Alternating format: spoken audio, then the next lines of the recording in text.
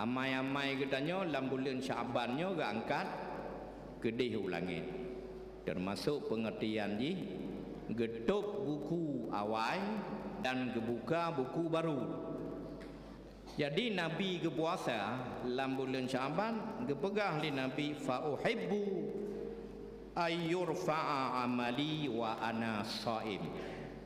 Ilung gala adhat bahawa tega angkat amai ibadah lun kedih ulangit lun lam keadaan berpuasa. Yang kesebab gemekebit-kebit li para ulama gejaga nisfu Syaban dan gejaga kesempatan-kesempatan lain di dalam bulan Syaban untuk berbuat ibadah. Kon ibadah celek-celek kepubut termasuk mengutamakan ibadah yang paling raya pahala, iaitu semayang tasbih, beryasin. Hadirin dan hadirat yang dirahmati Allah, oleh karena demikian sembahyang tasbih menjadi sabuh pilihan, karena memang sembahyang tasbihnya raya tat pahala.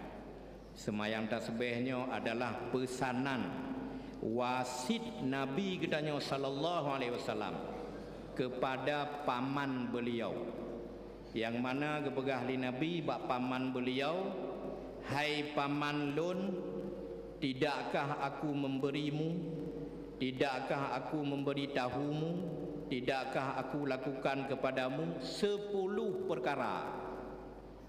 10 perkaranya hai paman lun, apabila engkau melakukannya maka Allah ampuni dosamu. Bak semayang tasbihnya nanti 10 perkara.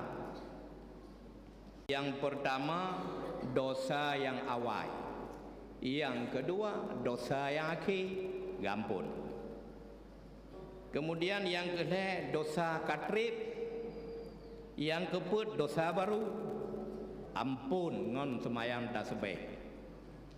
Yang kelima yang tak lakukan dosanya hana sengaja, dan yang keenam yang tak pubut secara sengaja, ampun ngon semayang tasbih.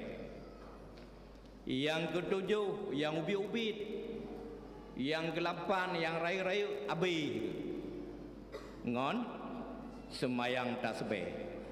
Cuma bukankah dosa raya-nya ampun di ngon taubat, ngon dah semayang tasbih. Ge petunjuk oleh Allah katanya ruh mutaubat daripada dosa raya. Yang ke-8 dosa yang mesam-mesam. Dosa danyo kata pebatu puasa wetetung semayang. Pasal ilabah leboh hidupit tabah. Dosa yang mesam-mesam, yang dikura, yang ke-10 dosa yang terang-terang. Jadi jumlah ni mandung 10 boh ga ampun dosa li Allah Subhanahu wa taala ngon sebab semayang tasbih kepegah li Nabi kepada paman beliau.